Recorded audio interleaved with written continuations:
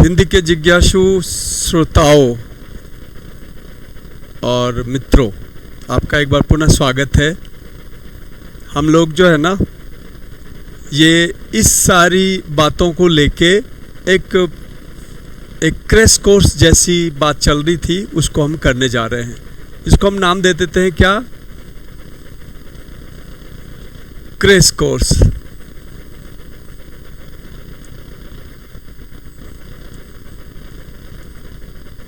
जो थोड़ा भी जानता है इन चीज़ों को, उनके लिए ये बहुत रामबाण है। यहाँ पे हमारा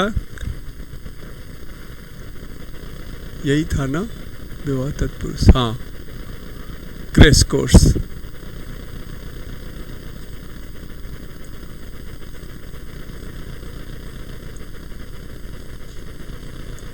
क्रैश कोर्स 4।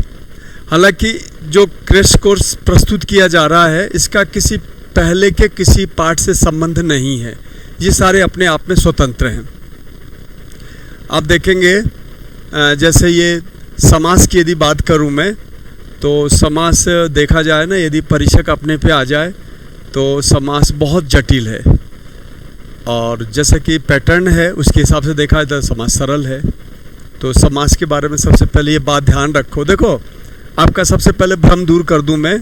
समास के बारे में आप एनसीईआरटी किताब देखोगे ना, उसमें लिखा रहता है 6 समास होते हैं। आप देखना 6 समास बताएगा वो। पर वो पता है क्यों बताते हैं? क्योंकि वो पूरा समास बताएंगे ना, तो वो 10th वाला बच्चा जिसको कल को डॉक्टर बनना है, इंजीनियर बनना है, डॉक्टर बनना है, वो तो उलझ के रह जाएगा हिंदी में। एक सामान्य जानकारी के लिए वो देते हैं, लेकिन चूंकि उनका हिंदी विशेष सब्जेक्ट नहीं होता, इसलिए उसके लिए बता देते हैं कि भाई समास 6 होते हैं और निपटा देते हैं। वास्तव में समास देखा जाए ना, तो ये एक अव्ययीभाव तत्पुरुष, इसमें ये देखिए तत्पुरुष के कितने भेद हैं? 1 2 3 4 5 6 7, और ये 8 9 10 11 प्रादि तत्पुरुष, ये 12 अलुक तत्पुरुष, 13 उपमान उपमेय तत्पुरुष, और 14 क्या है?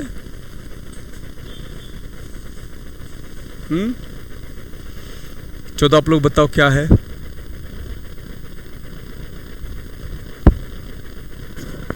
इनको सबको हम स्पष्ट करेंगे, है ना।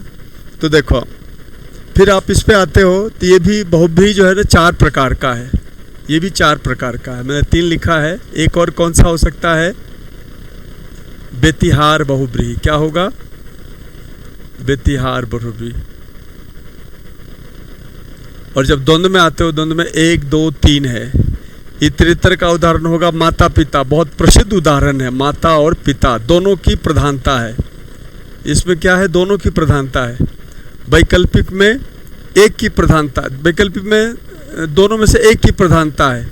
जैसे हमने कहा 100 200, 100 200। और समाहार जो है ना, इसमें जो बोला जा रहा है उसके अलावा भी चीज़ें आ जाती हैं। जैसे हम बोलें बाल बच्चे, तो बाल बच्चे में समाहार माना जाता है, बाल बच्चे। तो देखिए ये सारा भेद है। बताओ 14 नंबर छूट रहा, बताओ क्या होगा? तो हमारे पास ये कितने हो गए? 1 14 और 1 15, 16 17 18 19 20 21 भेद हो गए। देखा जाए तो 21 भेद है। और वैसे सामान्यतः कितने पढ़ते हैं हम लोग? अब जो लोग 6 पढ़ के खुश हो रहे तो हो लो भैया खुश। वास्तव में ये कितने हैं? 21 हैं। इशारा आना चाहिए जब काम बनेगा।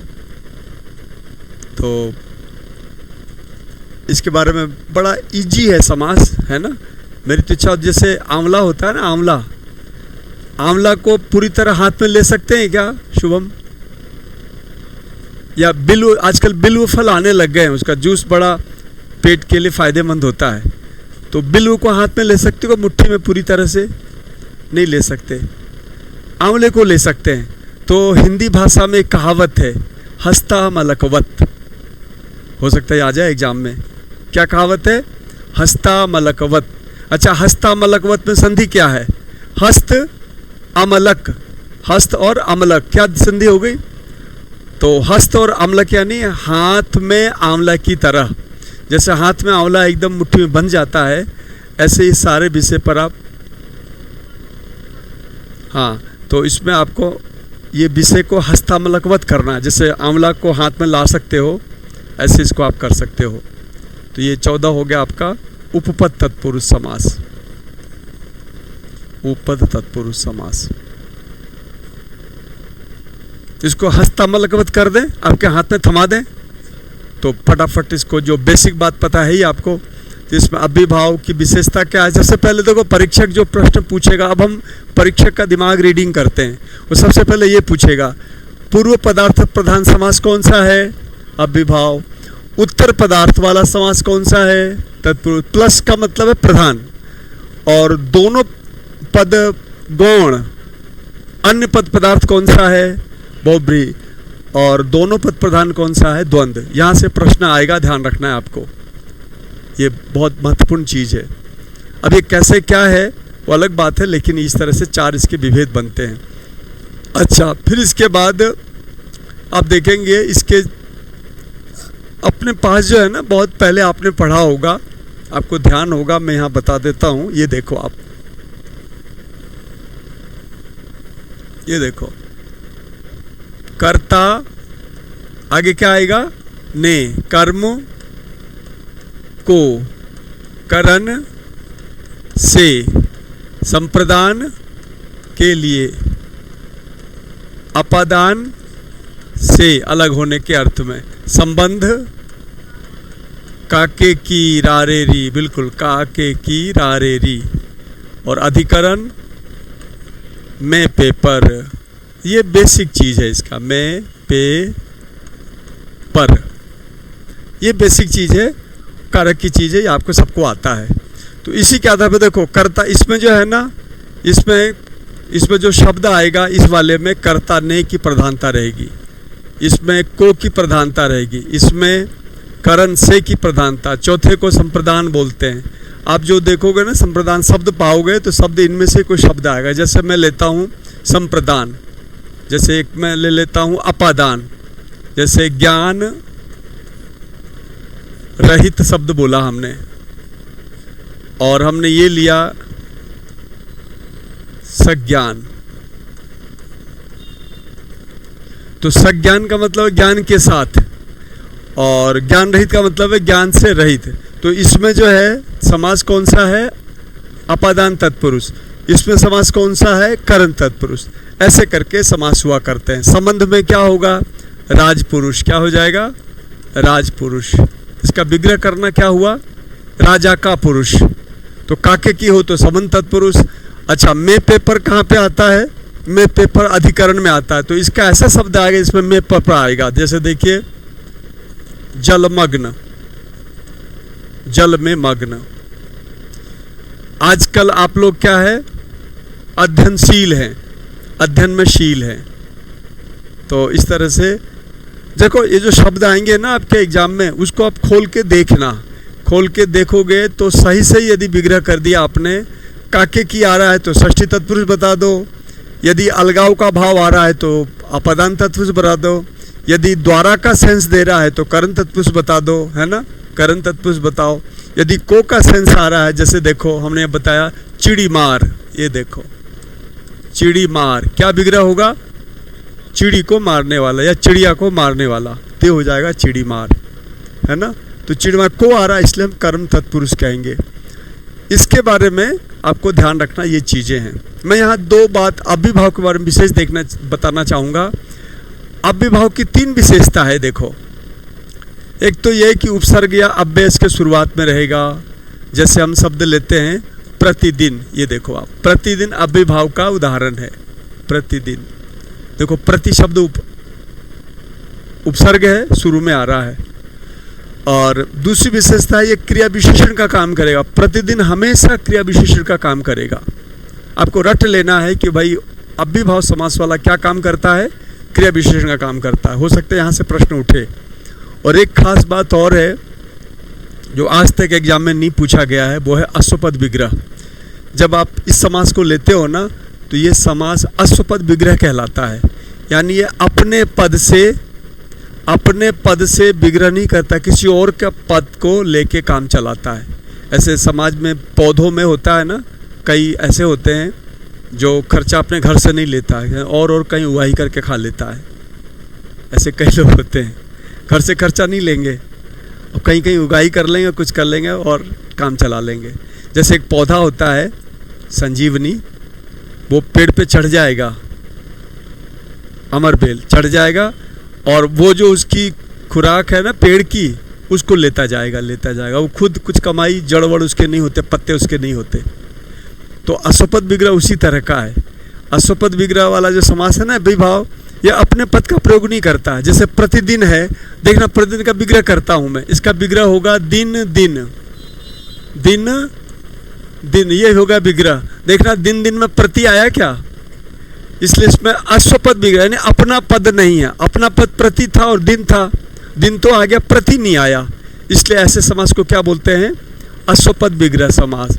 बाकी जो समास है ना सारे, ये सारे बेचारे स्वपद विग्रह हैं, ये स्वपद विग्रह है, वो अश्वपद विग्रह है। तो तीन विशेषता है इसकी, स्वपद विग्रह अश्वपद विग्रह की चर्चा कम लोग करते हैं, आपको ध्यान रखना, हो सकता है इससे प्रश्न बनेगा। तो ये हो गया विभाव की विशेषता, है ना। इसके बाद तत्पुरुष में आते हैं, तो मैंने बताया ना इसमें जो है ना कर्मधारय में विशेषण विशेष्य का संबंध है। कोई लिखने का टाइम नहीं है, आपको सुनना है। विशेषण विशेष्य क्या, जैसे नील कमल, नीला है जो कमल। अच्छा, इसका एक स्टाइल है विग्रह करने का, काला सांप, काला है जो सांप, इस तरह के शब्द जो होंगे इसमें विशेषण विशेष्य आएगा कर्मधारय में। इसमें कर्म शब्द आएगा, चिड़ी मार, चिड़िया को मारने वाला, है ना। इसमें से आएगा, जल सिक्त, जल से सींचा हुआ, से माध्यम का प्रयोग हो रहा है। संप्रदान, इसमें विद्यालय, विद्या केलियालय, न्यायालय, न्याय केलियालय, ऐसे हिमालय नहीं आएगा, हिमालय षष्ठी में आएगा। अपादान, पथ भ्रष्ट, पथ से भ्रष्ट, अलग हो रहा है, पथ से अलग होगा तभी तो पथ भ्रष्ट कहेंगे हम इसको। अच्छा, संबंध वाले में काके की आएगा, हिमालय, हिमकालय की हिम केलियालय, हिम का आलय, तो ये ध्यान रखना। राजपुरुष, राजा का पुरुष, राजमार्ग, राजा का मार्ग, इस तरह से इसके विग्रह होते हैं। अच्छा, समाज की खासियत एक ये और होती है कि आप उसका विग्रह बदल सकते हो विशेष अर्थ डालने के लिए। अब जैसे राजमार्ग है, तो राजमार्ग हम दो तरह से कह सकते हैं, राजा का मार्ग और राजा के लिए मार्ग, राजा द्वारा निर्मित मार्ग, तीनों कह सकते हैं। लेकिन ऐसी स्थिति में आपको वो विकल्प देगा। महाराज अशोक ने अपने यात्रा के संचरण हेतु राजमार्ग का निर्माण किया, स्वयं की यात्रा के लिए राजमार्ग का निर्माण किया। अब बताना राजमार्ग का क्या विग्रह होगा पूजा। महाराज अशोक ने अपने लिए, कोई नहीं जाएगा उसमें, कोई जनता, सामान्य जनता नहीं जाएगी, अशोक ही जाएंगे बस रथ लेके। राजा के लिए मार्ग हो गया, देखा वाक्य दिया तो राजा के लिए मार्ग हो गया। और फिर हम ऐसा वाक्य लेते हैं कि ग्रांड टर्न का निर्माण शेरशाह ने सूरी ने किया, तो शेरशाह सूरी ने किया, तो इसका विग्रह क्या होगा, राजमार्ग का क्या विग्रह होगा, राजा के द्वारा निर्मित मार्ग। अब तृतीया हो गई। तो इस तरह से हम इन चीज़ों को लेके चलते हैं, डिपेंड करता है कैसा शब्द है और कैसा भाव वाक्य देगा वो। अब जैसे आप आओगे इनमें सब में, तो ये सप्त, प्रथमा, द्वितीया, तृतीया, इस तरह से है सारा। मैंने हालांकि इसको लोगों ने डाला नहीं है, मैंने इसको प्रथमा, द्वितीया, तृतीया। देखो कर्मधारय जो है ना प्रथमा का समास है। कैसे, सांप काला है जो सांप, काला में भी प्रथमा, सांप में भी प्रथमा, तो प्रथमा प्रथमा यहाँ है।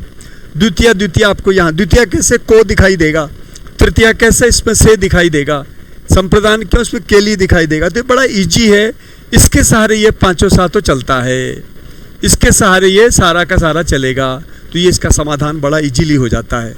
अब हम इस पे आते हैं। दिगु जो है ना, एक बात ध्यान रखना, कई बार पूछा जाता है कर्मधारय का भेद कौन सा है, दिगु है। अच्छा, दिगु की खासियत क्या है, संख्या पूर्वो दिगु कहा है आचार्यों ने, क्या कहा है, संख्या पूर्वो दिगुहु, ऐसा बोला है। संख्या शब्द पूर्व में हो, समझ जाना दिगु समास है, तिराहा चौराहा वगैरह। तो ये पहचान हो गई भाई, सबकी पहचान। अरे इतना सारा समास हो गया सर, अंतर क्या है इसमें? इसमें तो अंतर पकड़ में आ गया, प्रथमा द्वितीय तृतीया चतुर्थी पंचमी षष्ठी सप्तमी। लेकिन इसमें क्या पकड़ है साहब? इसमें तो और इजी पकड़ है। कैसे? इसमें संख्या पहले रहेगा, नए वाले में अ पहले रहेगा, अ या अन। जैसे हम लिखे अकुशल, कुशल में क्या जोड़ दिया? अ जोड़ा, नहीं अर्थ दिया। और यदि हम स्वर वाला कोई शब्द लेंगे, जैसे अंत शब्द लिया, अंत में अन जुड़ेगा तो क्या होगा? अनंत।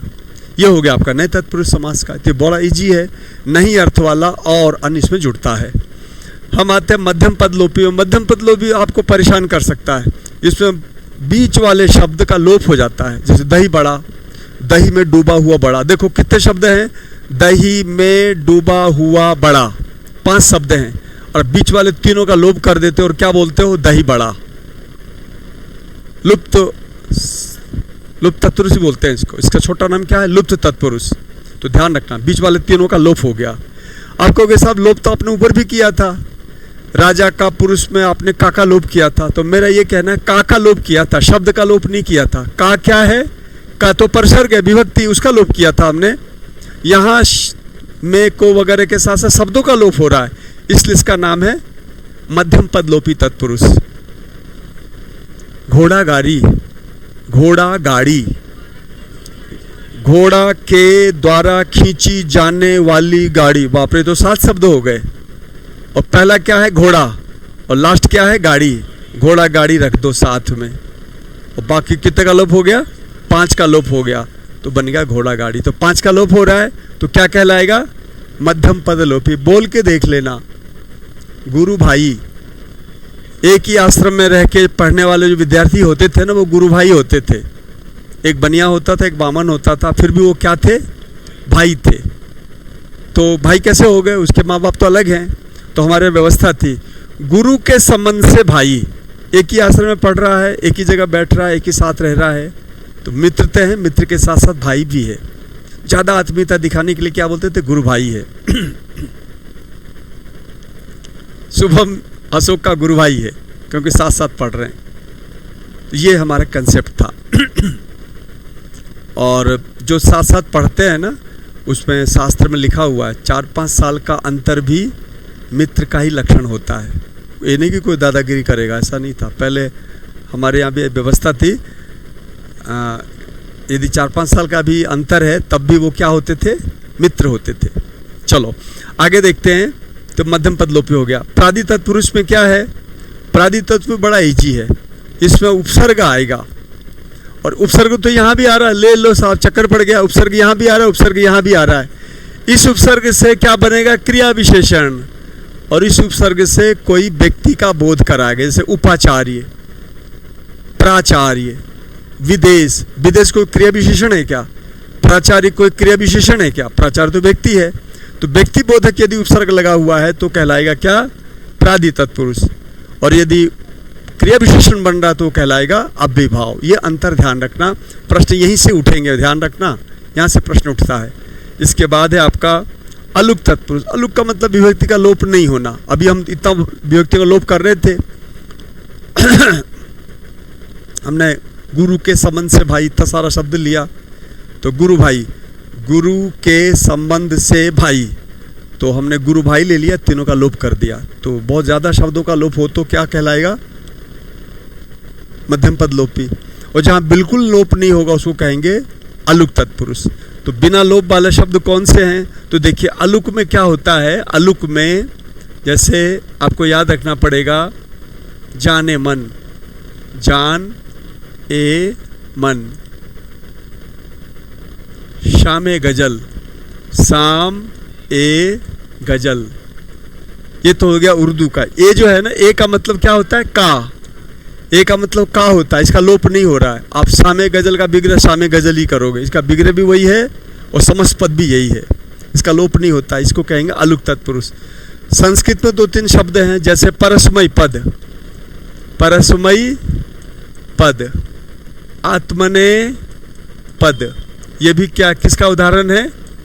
ये भी अलुक का उदाहरण है। क्यों है, कैसे है, उसके लिए अभी अब समय नहीं है, आपको रट्टा मारना है कि भाई ये जो है ना क्या है, ऊट पटांग। ऊट पटांग शब्द सुना है आपने?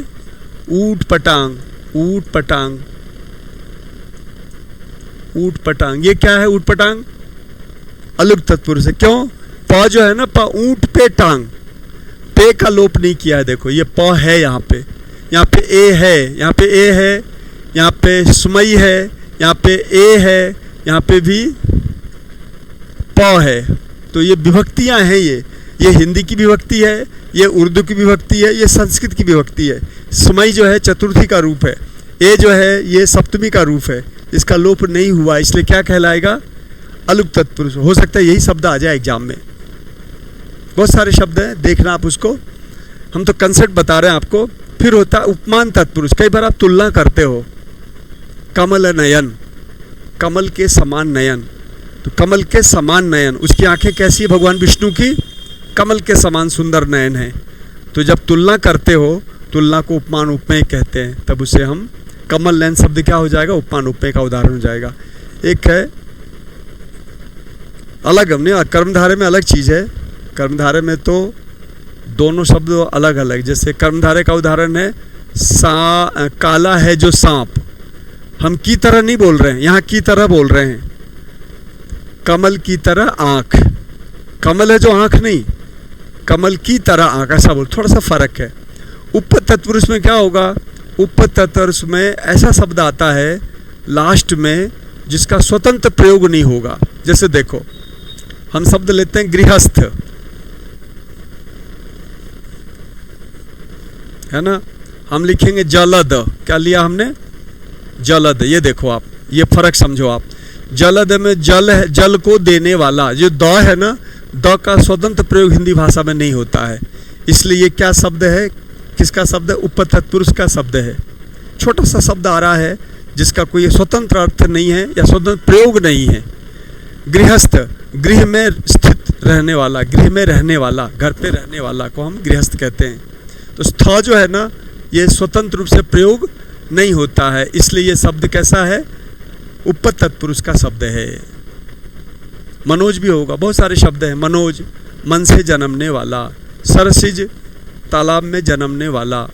धनद, कुबेर का नाम है धनद, धन को देने वाला। जल देने वाला कौन है? जलज, जल से जन्मने वाला, जलज कमल। तो जलज, अंडज, धनद, जितने भी शब्द हैं, लास्ट में जो द आया है, ज आया है, स्थ आया है, इसका स्वतंत्र प्रयोग संभव नहीं, इसलिए इसको क्या कहते हैं? उपपद तत्पुरुष। इस तरह से ये सारे हैं जो आपके तत्पुरुष के विभेद हैं। अब ये जिन्होंने पढ़ा हुआ है उनको सुन लेने से तैयारी हो जाती है, और जो पहली बार पढ़ रहे हैं उनको इसको वीडियो पॉज करके ध्यान से एक एक चीज़ पकड़ना है, क्योंकि दिमाग की कैपेसिटी होती है। हम तो 30 साल से पढ़ा रहे हैं, खटाखट खटाखट हमने बोल दिया। मम्मी क्या फटाफट माल तैयार किया, मालपुए बना दिए, 10 मालपुए बना दिए। खाने में टाइम लगेगा ना, देसी घी का माल है, पचेगा थोड़ी इतना जल्दी। इस तरह से आपको करना है। अब हम आते हैं बहुब्रीहि पे। बहुब्रीहि का सबसे पहला लक्षण है कि अन्य पदार्थ की प्रधानता होगी। व्यधिकरण, व्यधिकरण में क्या होगा? समानाधिकरण में क्या होगा? तुल्य योग में क्या होगा? इसको हम अगले पेज पे समझाते हैं। हम बहुब्रीहि और द्वंद्व को अगले पृष्ठ पे समझाएंगे। ये देखो आप, क्या है ये? बहुब्रीहि और द्वंद्व। तो बहुत आनंददायक है ये, बहुत सरल है ये।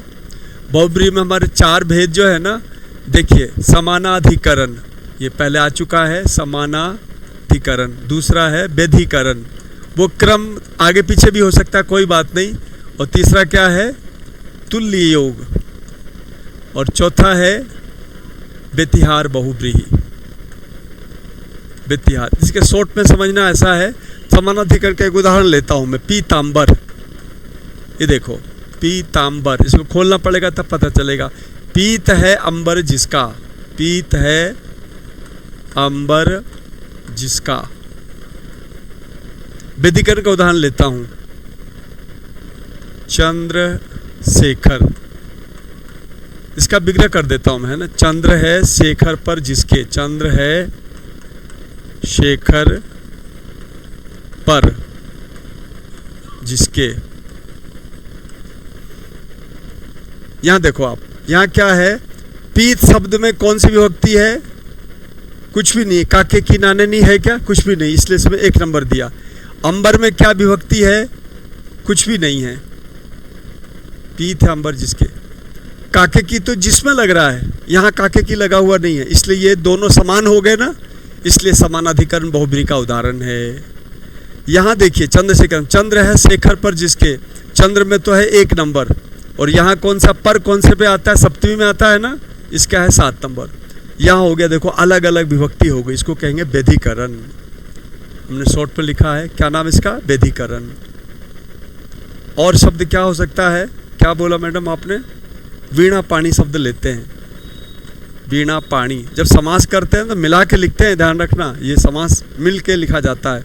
विग्रह कहा कि वीणा है पानी में जिसके, वीणा है पानी में जिसके। अब देख रहे हो यहाँ क्या है, वीणा में क्या है? 1 नंबर, यानी कुछ भी नहीं हो तो 1 नंबर होता है। और में क्या है? ये 7 नंबर। ये देखो अलग अलग विभक्ति, इसलिए क्या कहलाएगा? ये व्यधिकरण तत्पुरुष व्यधिकरण बहुब्री कहलाएगा। और आपका ये समानाधिकरण है। व्यतिहार जो होता है ना, झगड़े लड़ाई से संबंधित है ये।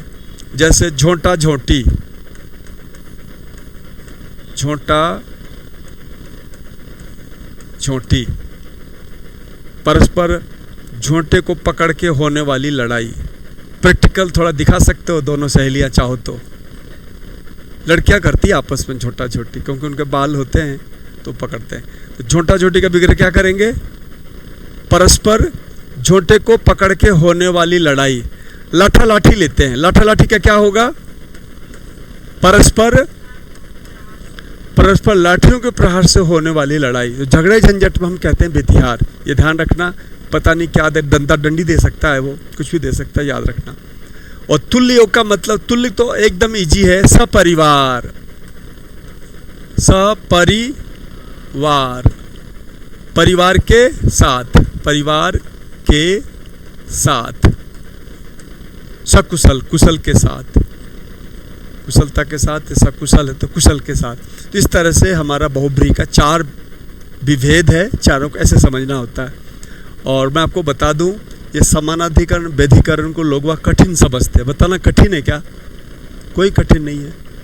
तो परीक्षक ऐसी ही बात पूछेगा, पता चला तुम नंबर ला रहे हो, औरों के पल्ले नहीं पड़ रहा है, ये ध्यान रखना।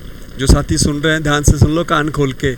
पेपर वाला पेपर कठिन करेगा ना, ये पूछेगा उसको, ये इसके अलावा कुछ नहीं आएगा, इसमें ये आएगा यदि बहुब्री का आता है। कठिन करना है तो, सरल करना तो क्या पूछेगा? पीताम्बर का समास बताओ।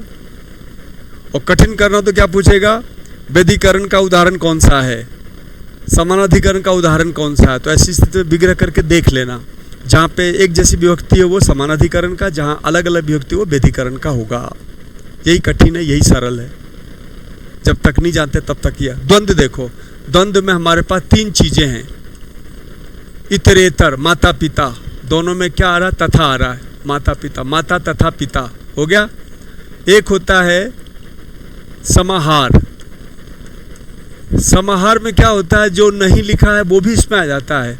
जैसे कपड़े लत्ते, भाई तुम एग्जाम देने जा रहे हो दूसरे नगर में, कपड़े लत्ते, तो कपड़े लत्ते लेके जाना छोरियो, छोरे कपड़े लत्ते ले लेना। कपड़े लत्ते का कपड़ा और लत्ता ही नहीं, बैग लेना, पैसा लेना, खास तो एडमिट कार्ड ले लेना, पेन ले लेना, ये सारी चीज़ें कपड़े लत्ते में। मम्मी ने कहा अरे तू कपड़े लत्ते लेके आना भावना, तू ऐसा मत कर देना, कपड़े लत्ते कर। तो कपड़े लत्ते का मतलब मम्मी का क्या आशय है?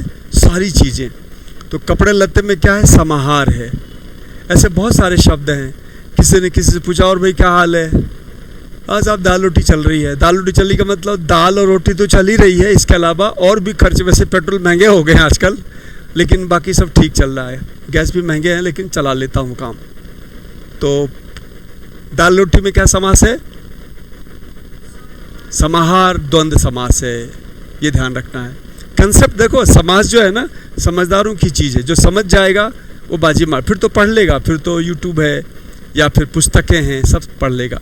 ध्यान रखना यूट्यूब वाले, हालांकि हम भी यूट्यूब में ही डाल रहे हैं, लेकिन यूट्यूब वाले जो है ना वो मीठी मीठी बात करेंगे। ये मीठी मीठी बात, कोई डेप्थ में नहीं जाएगा, क्योंकि अधिकतर बच्चे क्या है सामान्य बात जानते हैं, सामान्य बात में उनकी रुचि होती है। तो यूट्यूबर जो है कभी भी क्लिष्ट बात नहीं करेगा। और जो ऑफलाइन क्लास होती है उसमें क्या है क्लिष्टता के साथ पूरी बात बतानी पड़ती है, नहीं तो पता है हाई कोर्ट या दूसरे जो एग्ज़ाम हो रहे हैं वो क्वालिफाई नहीं हो रहा बच्चा। ये सब यूट्यूब का कमाल है, बच्चा क्वालिफाई नहीं हो पा रहे हैं। जो यूट्यूब से चिपके हैं क्वालिफाई हो ही नहीं पा रहे। तो आपको बैठ के ठीक से पढ़ना होगा। ये थोड़ी सी हाई लेवल की चीज़ें हैं, समास इस तरह से हैं। तीसरा समास का नाम क्या है? वैकल्पिक। वैकल्पिक तो और भी सरल है, इसमें अथवा का सेंस रहता है। कैसे? जैसे हमने कहा 100-200, हमने भैया से कहा भैया 100-200 रुपये देना, 100-200, 100 हो तो 100 दे दो, 200 तो 200 दे दो। अथवा का भाव है, इसका विग्रह क्या होगा? 100 अथवा 200, ये विग्रह होगा इसका। समास का नाम क्या है? वैकल्पिक। इसका विग्रह क्या होगा? कपड़े लत्ते आदि। क्या होगा? कपड़े लत्ते आदि, आदि लग जाएगा इसमें। आदि की जगह पर वगैरह भी आपको दिखाई दे सकता है, वो ध्यान रखना। वगैरह हो या आदि हो तो क्या हो जाता है? समाहार द्वंद्व हो जाता है। ये हल्का सा समास का टॉपिक था, आपको ये बढ़िया से करना था। इसके बहुत सारे प्रश्न बनते हैं और आपको इस पे आना है। इसके बाद हमारे पास जो टॉपिक अभी गया पीछे वो क्या था?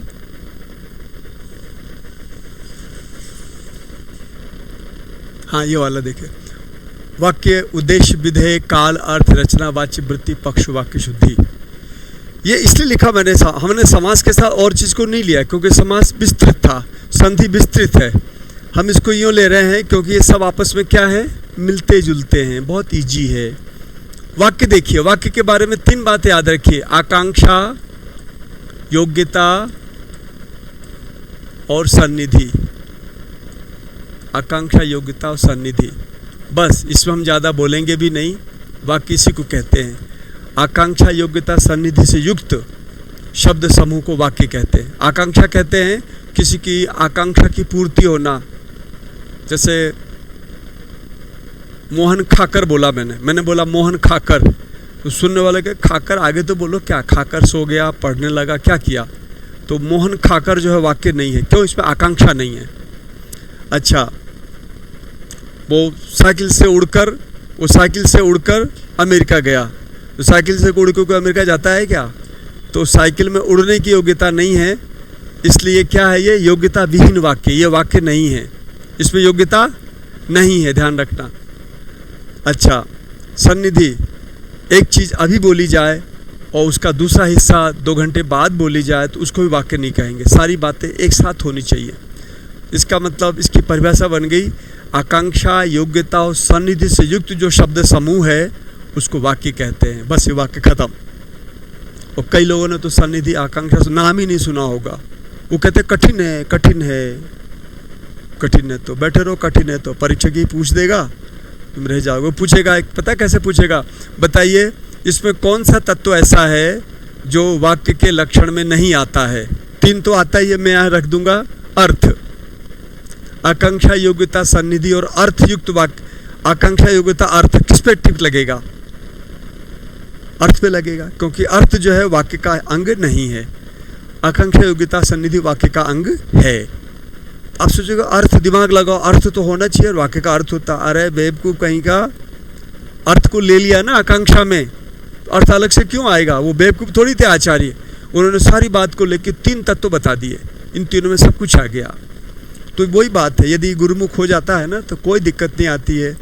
वो बंगले झांकते रहेंगे बच्चे, और यदि किसी ने सुना है, ध्यान दिया है तो हो गया, वाक्य का काम खत्म। अच्छा, अब हम आते हैं उद्देश्य पे। जब ये वाक्य होता है ना, मैं यहाँ 10 वर्षों से हूँ, ठीक है, ये वाक्य है। इसमें जो कर्ता है ना, कर्ता और कर्ता से संबद्ध जो होता है वो कहलाता है क्या? उद्देश्य। अकेला मैं क्या है? उद्देश्य। और यहाँ 10 वर्ष से हूँ, ये सब का सब परिवार क्या है? विधेय। बस इतना सा ध्यान रखना है। ये उद्देश्य जो है कर्ता और कर्ता का परिवार होता है, और विधेय क्या होता है? क्रिया का परिवार होता है। बस खत्म, इतनी सी बात है उद्देश्य विधेय। एक प्रश्न आ जाएगा, पिछली बार मुझे क्वेश्चन याद है, सचिन ने छक्का मारा। सचिन ने, इसमें उद्देश्य क्या है, विधेय क्या है? सचिन उद्देश्य, छक्का मारा, इतनी सी बात थी। क्यों पूछा था पता नहीं, लेकिन लोगों से गलत हो जाता है, समझा हुआ नहीं है तो। आगे देखो, ये है काल। काल के आधार पे जो वाक्य होते हैं ना, वो वाक्य कितने होते हैं? 12 प्रकार के होते हैं। 1 2 3 4 5 6 7 8 9, यही कर लेते, उधर नहीं जाएंगे, उधर अर्थ वाले चिल्लाएंगे, है ना। 1 2 3 4 5 6 7 8 9 10 11 और एक 12, यहाँ ले लेते हैं ना। तो पहले तो ये याद रखो, काल के आधार पे वाक्य होते हैं 12, है ना। दूसरा ये याद रखो, अर्थ के आधार पे वाक्य होते हैं 8। 1 2 3 4 5 6 7 और 8, ये याद रखो आप। रचना के आधार पे वाक्य होते हैं 3। 1 2 3। वाच्य के आधार पे वाक्य होते हैं 3। 1 2 3 1 2 3। वृत्ति के आधार पे वाच्य होते हैं, कितने होते हैं? 3 4 5 6, यही करेगा वहाँ पे, है ना। पक्ष के आधार पे वाक्य होते हैं 4। और वाक्य शुद्धि कितने होते हैं? हजारों। वाक्य कैसे होते हैं? वाक्य शुद्धि हजारों। तो ये अपने को ध्यान रखना है, ठीक है ना, इस तरह। हालांकि पक्ष और वृत्ति वगैरह पर बहुत डिस्कशन और भी है, कई लोगों ने 8-8 किया है, 5-5 किया है, पर यदि बेसिक समझ जाओगे ना, सारे कर पाओगे आप आराम से। तो देखिए, सबसे पहले हम वाक्य काल लेते हैं। काल की खासियत क्या है? हिंदी में और अंग्रेजी में काल में फ़र्क है। हिंदी में क्या होता है, ये 3 वर्तमान काल के कितने वाक्य हैं? 3। और भूतकाल के कितने हैं? 6। ये खास बात पहले ध्यान रखो आप। और जो 1 2 3 4 5 6, सॉरी, यहाँ से आएगा ये। और बाकी जो 3 है वो किसका है? वो भविष्यत काल के हैं। ये आपके 3 जो है ना, ये भविष्यत काल के हैं। ये 3 किसके हैं? भविष्यत के हैं।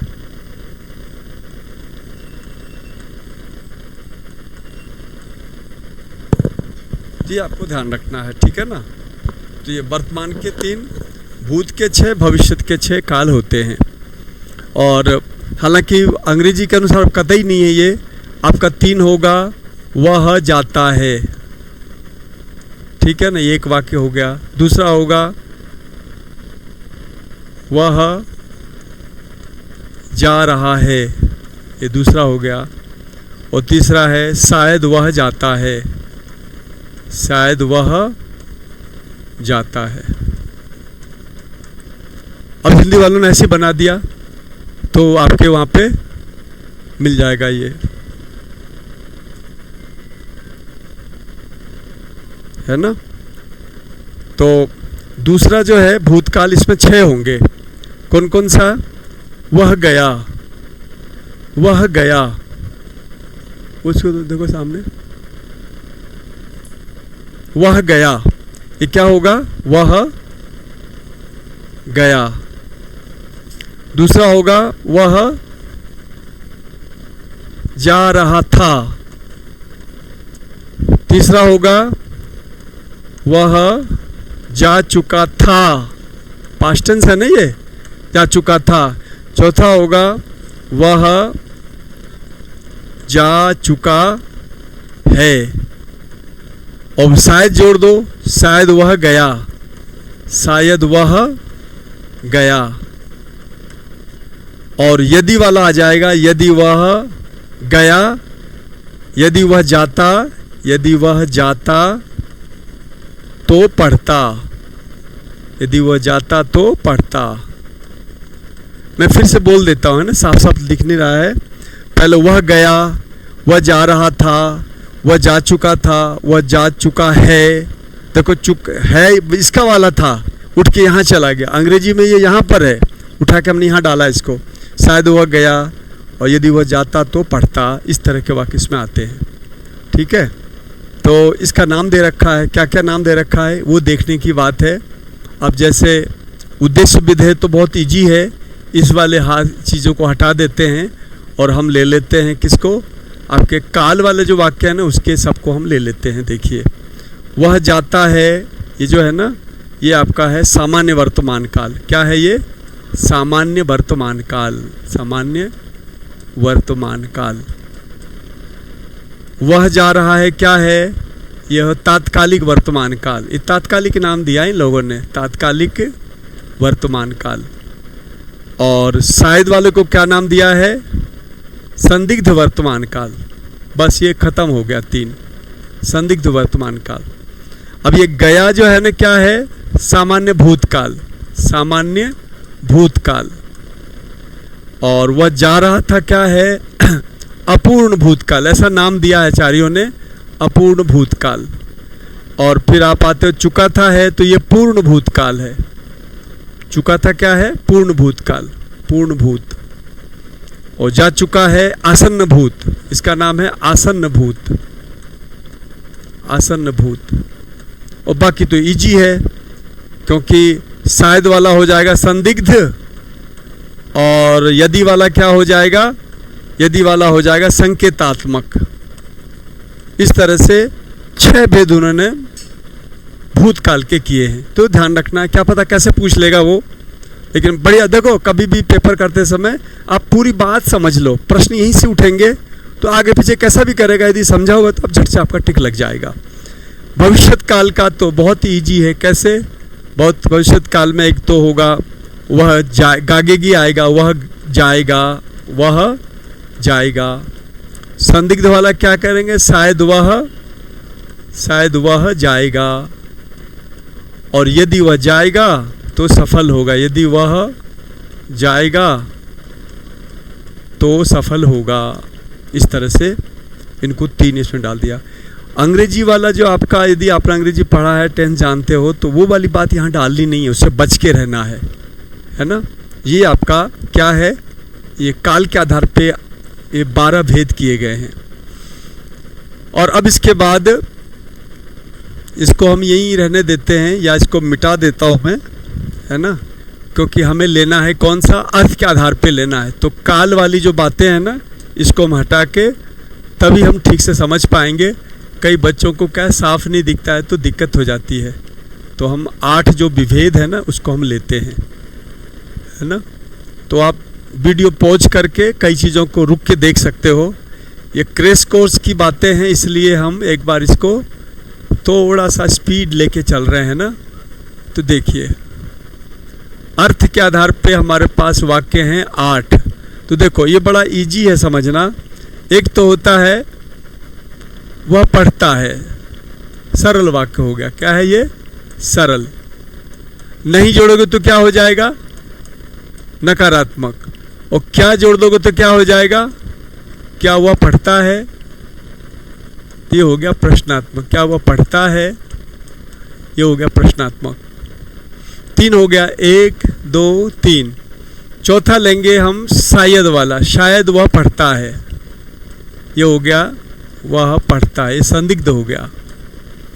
और 5 में लेंगे हम क्या? वह घायल हो गया। क्या वह घायल है? विस्मयादिबोधक चिन्ह से पता चल जाएगा। 6 नंबर हम लेंगे यदि वह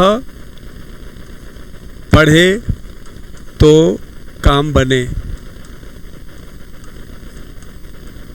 ये शर्त वाला, इसको कहते हैं संकेतात्मक, है ना।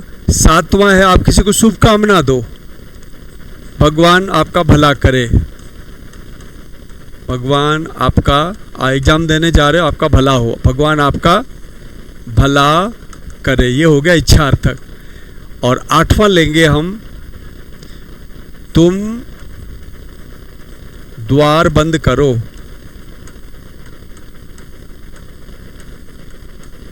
ये ये 8 वाक्य होते हैं, जिसको जैसे भी वो रटना है। इसको क्या कहेंगे? सरल वाक्य। इसे क्या कहेंगे? नकारात्मक। इसे क्या कहेंगे? प्रश्नात्मक। इसे क्या कहेंगे? संदिग्ध वाक्य, संदेह वाला है ये। इसे कहेंगे विस्मयादि बोधक। इसे कहेंगे यदि वाला है तो संकेतात्मक, संकेतात्मक। इसी का एक और नाम है हेतु हेतु मदभावात्मक। क्या नाम है? हेतु हेतु मदभावात्मक, मदभावात्मक। ये ध्यान रखना है। ये है इच्छार्थक और ये है आज्ञार्थक। अब परीक्षा कैसा वाक्य, देखो इसमें जो प्रश्न बनेंगे ना, बता देता हूँ, पेपर आउट कर देता हूँ। प्रश्न बनेगा ये 6 नंबर और 7 नंबर जो है ना, और 8 नंबर, ये बड़ा कंफ्यूज करते हैं। ये इसी के प्रश्न बनेंगे। होली की शुभकामना, इच्छार्थक है। तुम्हें पढ़ना, अब देखो इस चीज में आया हुआ नहीं है, तुम्हें पढ़ना चाहिए, ये क्या है? क्योंकि इच्छार्थक भी लगेगा और आज्ञार्थक भी लगेगा, तो बताओ कहाँ जाएगा ये? तो तुम्हें पढ़ना चाहिए जो है ना, ये इच्छार्थक में नहीं जाएगा। हम कोई शुभकामना नहीं दे रहे हैं, हम तो कह रहे हैं तुम पढ़ो। पढ़ो क्या? आज्ञार्थक में जाएगा, तो ये ध्यान रखना। तो तुम्हें पढ़ना चाहिए जो है इसमें जाएगा। और यदि ऐसा बोलूं, राम आए तो मैं पढ़ाऊं, राम आए तो मैं पढ़ाऊं, ये संकेतात्मक। यदि लगा हुआ नहीं है फिर भी ये संकेतात्मक, क्योंकि भाव संकेत का दे रहा है, भाव शर्त का दे रहा है।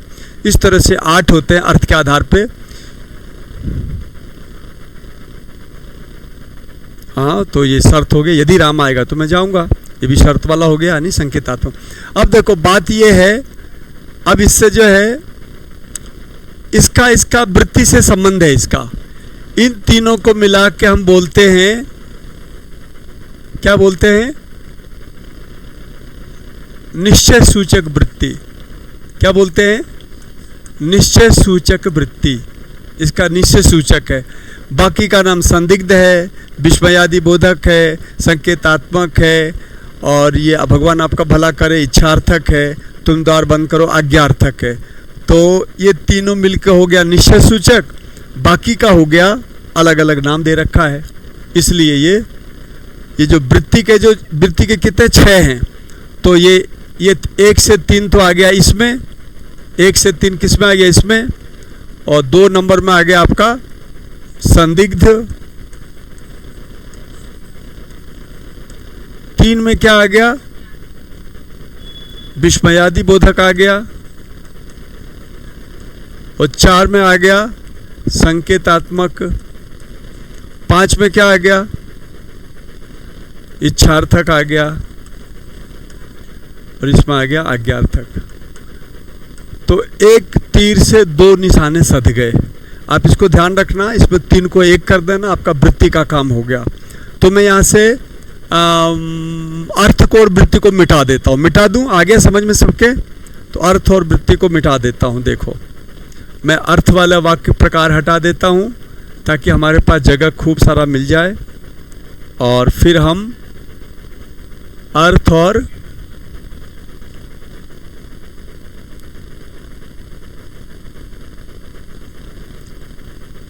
अर्थ हमने मिटा दिया। ठीक है। और इसमें जो है आपका जो पक्ष है ना, इसको भी हम मिटा देते हैं, क्योंकि इसका काम हमारा हो चुका है। नहीं, वृत्ति का काम है ना, वृत्ति का हो गया, तो वृत्ति को हमने यहाँ से हटा दिया। ये वृत्ति यहाँ सारे थे, इसके सबको हटा दिया, ये हट गया। अब जगह खाली हो गई है और आप इनको सबको देख सकते हो। रचना बहुत ही सीधा वाक्य है, लेकिन टेढ़ा भी है भाई रचना वाला। रचना सीधा कैसे है कि रचना का 3 आधार है। सरल वाक्य, साधारण वाक्य भी कह सकते हैं इसको, और दूसरा है संयुक्त, और तीसरा है मिश्र। साधारण में भी थोड़ा कन्फ्यूजन है, संयुक्त में भी थोड़ी सी बात ऐसी टेढ़ी है, मिश्र में बहुत सारी बात टेढ़ी मेढ़ी है। तो जैसे देखो, गाड़ी के, मैं तीनों से संबंधित एक वाक्य लेता हूँ। गाड़ी के जाने से पहले मैं स्टेशन पहुंच चुका था। स्टेशन, ये कैसा वाक्य है ये बताओ? पहुंच चुका था। संयुक्त, मिश्र या सरल? रुक गए ना आप? थोड़ा यहाँ पे रुकना पड़ गया ना? जबकि अच्छा, अब मैं परिभाषा करता हूं। इसमें एक अभिधेय, एक, हाँ, यहाँ पे इसकी विशेषता ये है, एक उद्देश्य और एक विधेय, ये इसकी विशेषता है। ये इसकी विशेषता है। इसमें विधेय ज़्यादा, विधेय कितना? एक से ज़्यादा। और इस मिश्र में क्या है? यहाँ भी विधेय कितना? विधेय एक से ज़्यादा। तो इसमें विधेय एक, इसमें विधेय एक से ज़्यादा, एक प्लस, यहाँ भी एक प्लस, यहाँ भी एक प्लस। अब देखिए, अब इसमें एक खास बात है, एक प्लस यहाँ भी है, एक प्लस वहाँ भी, तो अंतर कैसे करेंगे? तो संयुक्त वाले की खासियत ये है, इसमें एक तो आएगा तथा, एक में आएगा किंतु, एक में आएगा अथवा, एक में आएगा अतः। ये चार प्रकार के समुच्चय बोधक अव्यय आ जाए तो समझ जाना ये क्या है? संयुक्त वाक्य है। तो इसकी तो पहचान हो गई। मैंने उससे कहा किंतु वह नहीं माना, तो ये आपका संयुक्त वाक्य हो गया। मोहन घर जाएगा अथवा उसके पिताजी घर जाएंगे, क्योंकि घर जाना जरूरी है। या तो मोहन घर जाएगा या उसके पिताजी घर जाएंगे, अथवा आ रहा है या आ रहा है, तो ये हो गया संयुक्त वाक्य। मैंने परिश्रम किया अतः मैं उत्तीर्ण हुआ, ये हो गया संयुक्त वाक्य। तो ये संयुक्त की पहचान तो बहुत ईजी है। मिश्र में थोड़ा सा इसके अलावा जितने भी दो वाक्यों को जोड़ने वाले आ जाएंगे वो कौन कौन से हैं? देखो, एक तो की है, एक जब है, एक जो है, एक जहाँ है, अपेक्षया है, ऐसे बहुत सारे हैं, बहुत ज़्यादा। ये तो चार ही हैं, ध्यान रखना, ये बहुत ज़्यादा हैं। तो अब यहाँ देखेंगे यदि आप, तो अब आपको बताना है कि ये कैसा वाक्य है। देखो, आप गाड़ी के जाने से पहले मैं स्टेशन पहुंच चुका था, तो साधारण वाक्य क्यों है? देखो, गाड़ी जाने से, जाना जो है ना पूर्ण क्रिया नहीं है, और पहुंच चुका था भी पूर्ण क्रिया, ये चुका था तो पूर्ण क्रिया है, ये पूर्ण क्रिया अपने आप में है, लेकिन ये जो है ना अधूरी क्रिया है। कैसी है ये? अधूरी है। तो हम क्या कहेंगे? देखो, ये जो क्रिया है ना, इसमें तथा, किंतु, अथवा से युक्त होना चाहिए और दो क्रिया पूर्ण रूप से आना चाहिए। तो यहाँ पूर्ण रूप से क्रिया नहीं है, ये अधूरी और पूर्ण है, इसलिए ये सरल में जाएगा, ये बात ध्यान रखना है। हालांकि इसका जो अंग्रेजी वर्जन है ना, वो आपका मिश्र वाक्य में जाएगा। अंग्रेजी वर्जन क्या होगा? The train had gone before I reach the station, क्योंकि अंग्रेजी में द ट्रेन हैड गॉन पूर्ण क्रिया आ रही है, before the I reach the station, तो रीच जो है पूरी क्रिया आ रही। इंग्लिश में तो ये मिश्र वाक्य है, कॉम्प्लेक्स सेंटेंस है, लेकिन हिंदी में ये क्या है? सरल वाक्य, क्योंकि क्रिया जो है ना अपने आप पे पूरी नहीं आ रही, इसलिए। तो हमें ये ध्यान रखना है, इसको सरल में डालेंगे। और संयुक्त वाले के बारे में बता ही दिया आपको, और मिश्र में जो है ये चीज़ें आएंगी, जैसे राम बोला कि वह पढ़ेगा, इस तरह से। वह गया जब पिताजी आए, वह सफल होता है जो परिश्रम करता है ना। इस तरह से कोई भी वाक्य बनाओगे इस तरह से, है ना। तो इसके अलावा आना चाहिए, बस 2 क्रिया आए, 2 कर्ता आ जाए तो हम इस वाक्य की कैटेगरी में इसको डालेंगे। तो ये इसका साधारण रूप है रचना वाले वाक्य में। अब इसके जो मिश्र है ना, मिस्र में जो आपका वाक्य है, राम बोला, ये प्रधान, ये कैसा है, प्रधान वाक्य है, ये प्रधान उपवाक्य है। और वह गया, ये भी प्रधान है। वह सफल होता है, भी प्रधान है।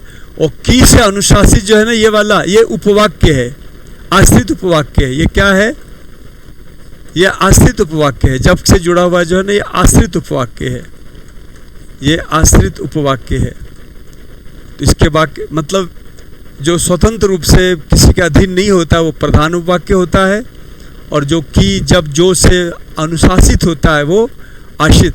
ये जो आश्रित उपवाक्य होते हैं ना, ये आश्रित उपवाक्य 3 प्रकार के होते हैं। अब यहाँ पे थोड़ा झंझट है, आपको अपना शीट देखना होगा। इसमें एक होता है संज्ञा उपवाक्य। क्या होता है, संज्ञा उपवाक्य। एक होता है विशेषण उपवाक्य,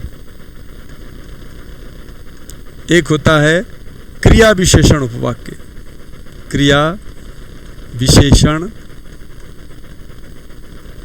उपवाक्य। मैं यहाँ पे आपको रहस्य बता दूं, ये जो रचना के आधार पे वाक्यों का विभेद है ना, ये वास्तव में अंग्रेजी भाषा से हिंदी में आया हुआ है। तो अंग्रेजी में क्रिया विशेषण के 9, 10 विभेद कर रखे हैं। संज्ञा उपवाक्य नाउन क्लॉज के बहुत सारे विभेद हैं, विशेषण यानी एडजेक्टिव क्लॉज के बहुत सारे विभेद हैं। तो अंग्रेजी में इसका विस्तार से वर्णन है, उसी का नकल यहाँ किया गया है। तो यदि परीक्षक चाहे तो अंदर वाली बात भी पूछ सकता है, तो आपको देख लेना चाहिए कि भाई रचना वाला जो वाक्य है ना, वो इस तरह से आपका फैला हुआ है। ऊपर पूछ ले तो सही है, कई बार तो ऐसा भी होता है शुरू वाली बात में अटक जाते हैं हम लोग। जैसे यहाँ लग रहा था कि यार इसको हम संयुक्त बोलें कि मिश्र बोलें, बाद में पता चला क्रिया एक अधूरी है, एक पूर्ण क्रिया, इसलिए ये सरल वाक्य में गया, साधारण वाक्य में गया। तो इस तरह से संज्ञा विशेषण क्रिया विशेषण वाले जो है इसके विभेद हैं। अच्छा, यहाँ जो वाक्य है ना, जैसे इसका एक वाक्य लेता हूँ मैं संयुक्त का, यहाँ देखना एक महत्वपूर्ण अंतर है, हो सकता पूछे प्रश्न वो। एक यहाँ पे मैं कहता हूँ वह आया पर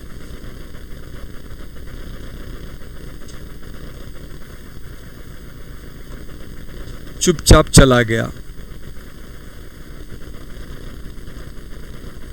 ये जो पर से जुड़ा हुआ है, इसलिए ये वाक्य कैसा है, संयुक्त वाक्य है।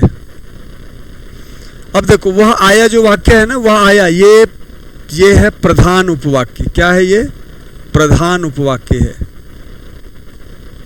और चुपचाप चला गया ये जो वाक्य है ना, ये आश्रित उपवाक्य नहीं है, ध्यान रखना। ये क्या है, ये समानाधिकरण उपवाक्य नाम दे रखा है इन लोगों ने, पता नहीं क्यों किया ऐसा, लेकिन ऐसा कर रखा है। समानाधिकरण उपवाक्य बोला है इसको। तो इसी में से देखो अंतर आ गया। वहाँ गया परंतु पिताजी नहीं मिले। वह वहाँ गया परंतु पिताजी नहीं मिले। तो वह गया क्या है, प्रधान उपवाक्य। परंतु के बाद जो वाक्य क्या आश्रित है क्या, नहीं, आश्रित नहीं है। जो आपका संयुक्त वाला वाक्य होता है उसमें बाद वाला जो आश्रित जैसा लगता है वो वास्तव में क्या होता है, समानाधिकरण उपवाक्य होता है। समानाधिकरण इसलिए बोलते हैं कि दोनों की बराबर महत्ता होती है। इंग्लिश में से कहते हैं कोऑर्डिनेटिंग क्लॉज। तो ये प्रिंसिपल क्लॉज, ये कोऑर्डिनेटिंग क्लॉज। यहाँ जो होता है ये आपका संयुक्त वाला मिश्र वाले जो होते हैं, इसमें एक प्रधान उपवाक्य होता है, दूसरा वाला जो होता है वो आश्रित उपवाक्य होता है। आश्रित उपवाक्य के 3 भेद हैं। आपसे पूछ सकता है आश्रित के कितने भेद हैं, तो संज्ञा विशेषण क्रिया विशेषण ये वाक्य है, ये 3 विभेद होते हैं इसके। तो ये हमने क्या लिया, रचना के आधार पर इन चीज़ों को लिया। अब हम लेते हैं वाच्य को।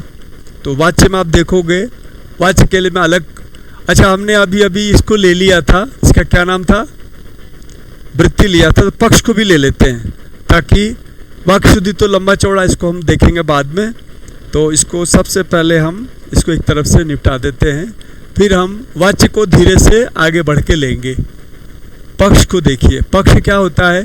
पक्ष एकदम इजी है, अभी समझ लो आप। पक्ष जो होता है वो 4 प्रकार का है। ये देखो 1, 2, 3 और ये 4। सबसे पहले आपको ये देखना है, देखिए वह पढ़ रहा है, इसमें काम जारी है ना, वह पढ़ रहा है, ये आपका वाक्य चल रहा है, ध्यान दो आप। दूसरा है वह पढ़ चुका है, वह पढ़ चुका है, इसका काम पूर्ण हो चुका है ना, वह पढ़ चुका है। अच्छा, एक लड़का है जो रोज पढ़ता है, वह रोज पढ़ता है, आदत है ना, ये रोज पढ़ता है। तो पहले तो ये देख लो आप, इसमें क्या है? रोज का भाव है, आदत का भाव है। इसमें क्या है? पूर्णता का भाव है। इसमें क्या है? रहा रही, निरंतरता का, इसलिए इसका नाम है निरंतरता बोधक पक्ष। निरंतरता बोधक पक्ष है ना, इसको सातत्य भी बोलते हैं, सातत्य बोधक पक्ष। चुका चुकी में क्या है?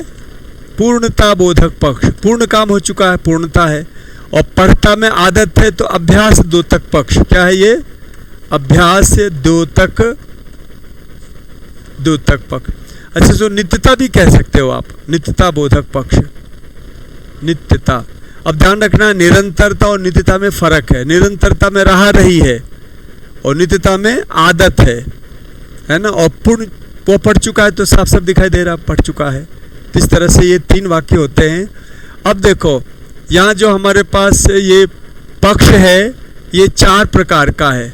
एक तो है रहा रही को क्या कहेंगे हम? निरंतरता बोधक पक्ष, निरंतरता बोधक पक्ष। दूसरे को क्या बोलते हैं हम? पूर्णता बोधक पक्ष, पूर्णता बोधक। तीसरे को क्या बोले हम? नित्यता बोधक पक्ष, अभ्यास बोधक पक्ष, अभ्यास बोल देते हैं इसको। ठीक है, यही 3 आपको याद करना है। बाकी जितने भी वाक्य आ जाएं सबको बोलना है आरंभ द्योतक पक्ष। अब जैसे मैं वाक्य लेता हूं, मोहन ने कहा तुम पढ़ो। तुम पढ़ो किसमें जाएगा? तुम पढ़ो इसमें तो जा नहीं सकता, रहा रही है नहीं। तुम पढ़ो चुका चुकी है नहीं। तुम पढ़ो आदत है नहीं, आदेश है। तो किसमें बचा हुआ होने की वजह से किसमें जाएगा? आरंभ द्योतक में जाएगा। ये इस बड़ा सही तरीका है, आप ऐसे करके पक्ष को समझ सकते हो। समझे? ये है सारा। तो हमने आपको वृत्ति बताई, वृत्ति को उसके साथ संबंध बता दिया, इसमें इसके साथ जोड़ दिया। इस तरह से इसके 2-2 प्रश्न आएंगे, 2 इसके आएंगे, 2 उसके आएंगे, सब आएंगे। अगला हम ले रहे हैं वाच्य। अगला देखो ये वाच्य है। वाच्य वाला जो है, वाच्य तो इजी है, वाच्य में ज़्यादा समय नहीं लूँगा। ये कर्तृवाच्य है, एक कर्मवाच्य है और एक भाववाच्य है। बहुत सरल तरीका, पता नहीं वाच्य को क्यों उलझा रखा है लोगों ने। सिंपल है ये। कर्ता के अनुसार क्रिया तो कर्तृवाच्य, कर्ता के अनुसार क्रिया तो क्या होगा? ये कर्तृवाच्य। कर्म के अनुसार क्रिया तो कर्मवाच्य। और किसी के अनुसार क्रिया नहीं तो भाववाच्य। किसी के अनुसार क्रिया नहीं तो हो जाएगा भाववाच्य। देखिए राधा पढ़ती है, राधा पढ़ती है, कर्ता के अनुसार क्रिया इसलिए कर्तृवाच्य। यदि राम रखूंगा तो क्या होगा? राम पढ़ता है, बस हो गया, ये राम पढ़ता है। लेकिन इसका टेढ़ापन ये है, मेरे गांव के स्कूल में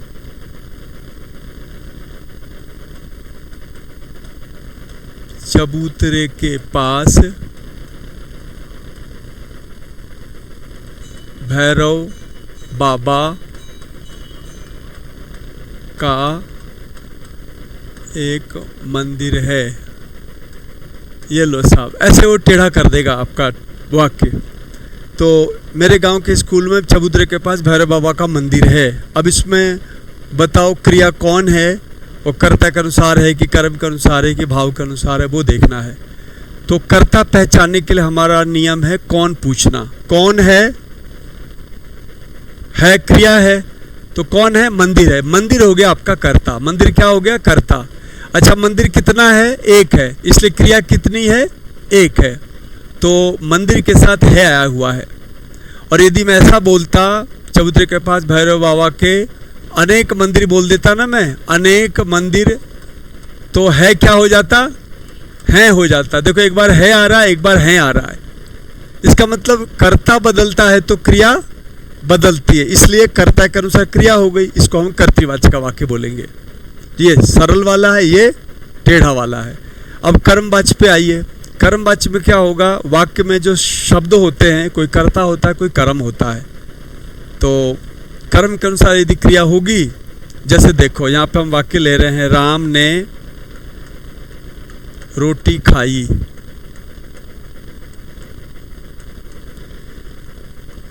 राधा ने भात खाया।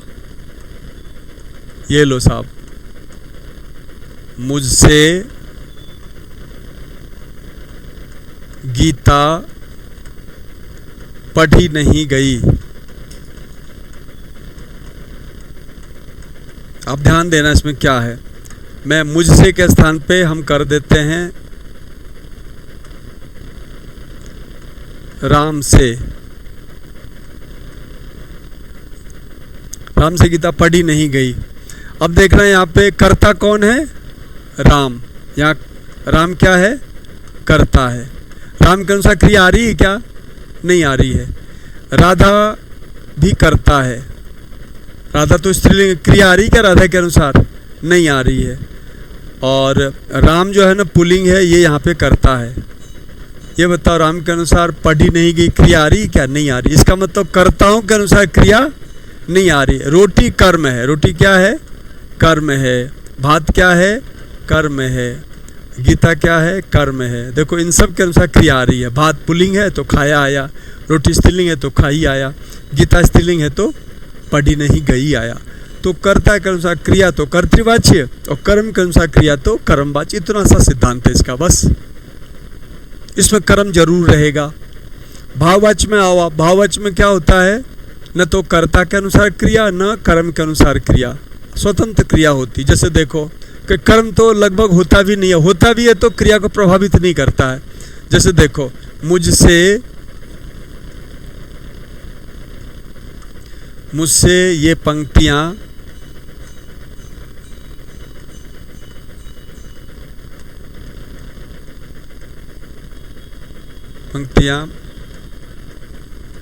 पढ़ी नहीं गई, ऐसा होगा। दूसरा बनूंगा, मुझसे, देख लेते हैं, मुझसे यह पंक्ति पढ़ी नहीं गई।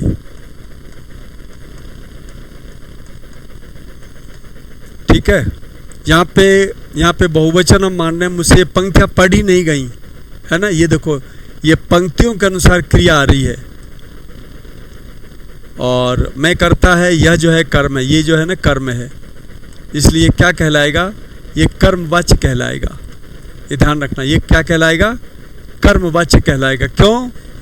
कि भाई पंक्तियों के अनुसार पढ़ी नहीं गई, और पंक्ति एक है तो पढ़ी नहीं गई आ रहा है। यहाँ पे बिंदी है, यहाँ बिंदी है कि नहीं है? यहाँ बिंदी है, यहाँ बिंदी नहीं है। अब आ जाओ भाववाच्य को समझने के लिए। मुझसे कल चला नहीं गया, चला नहीं गया। अब मुझसे के स्थान पे बच्चे रख देते हैं। बच्चों से कल चला नहीं गया, बच्चों से कल चला नहीं गया, यही होगा ना। लड़कियों से कल चला नहीं गया, लड़कियों से कल चला नहीं गया। अब यहाँ कुछ भी रख लोगे वो क्रिया नहीं बदलेगी, क्रिया एज इट इज रहेगी। तो कर्ता की वजह से क्रिया नहीं बदल रही है, इसलिए क्या वाक्य है ये? भाववाच्य है। तो आपको भाववाच्य में जाने से पहले यदि इसका ध्यान रख लिया ना, तो आपको तुरंत पता चल जाएगा कर्तृवाच्य कर्मवाच्य है कि नहीं है। यदि है तो कर्तृवाच्य बता दो, कर्मवाच्य तो कर्मवाच्य बता दो। इससे जो बचा हुआ होगा वो आपके भाववाच्य में चला जाएगा। अब जैसे देखिए, मुझसे राम से वह देखा नहीं गया, राम से वह देखा नहीं गया, ठीक है। और देखिए, राधा से वे देखे नहीं गए, वे देखे नहीं गए। ये देखो, वह की वजह से, देखो राम से वह देखा नहीं गया, वह की वजह से गया आया एक वचन, और राधा से वे देखे नहीं, वे बहुवचन है ना, इसलिए गए आ गया। इसका मतलब ये दोनों वाक्य जो है ना, ये क्या है? कर्मवाच्य का है, क्योंकि क्रिया बदल रही है वह और वे के अनुसार, है ना। तो ये स्थिति है, इस तरह से आपको पकड़ना है। आपको गलतफहमी नहीं हो जाए, ध्यान रखना है। ध्यान क्या रखना है? ये कर्ता के अनुसार क्रिया तो कर्तृवाच्य, कर्म के अनुसार क्रिया तो कर्मवाच्य, और किसी के अनुसार क्रिया नहीं तो भाववाच्य। आप बदल के देखोगे, आपको पकड़ में आ जाएगा। तो ये हमारा ये चौथा क्रैश कोर्स का चौथा भाग था, जिसमें हमने 10 पोर्शन ये ले लिए, समास लिया और आपको समझाने की कोशिश की। आपको लगे कि इसमें कुछ बात स्पष्ट समझ में नहीं आई है, तो आप पॉज करके आराम से देख के समझ के उतार सकते हो। एक चीज़ और, संज्ञा सर्वनाम विशेषण की है चर्चा, वो भी डाल दूंगा मैं। तो ये पूरा आपका क्रैश कोर्स जैसा हो जाएगा। आप बैठ के पढ़ते, घंटों लगाते, हमने उठ के सारा हाथों हाथ निपटा दिया। तो ये चीज़ है। अब इसमें बहुत सारी चीज़ें ऐसी भी हैं जो डेप्थ में जा सकते हैं, क्योंकि एक एक टॉपिक 2-2, 3-3 दिन तक चलता। हमने तो एक दिन में सारा कर दिया, 8, 10, 12 टॉपिक कर दिए, है ना। तो बहुत बहुत धन्यवाद और साधुवाद। और अगले वीडियो, लास्ट वीडियो में क्रैश कोर्स में मिलते हैं। तब तक के लिए आपको धन्यवाद।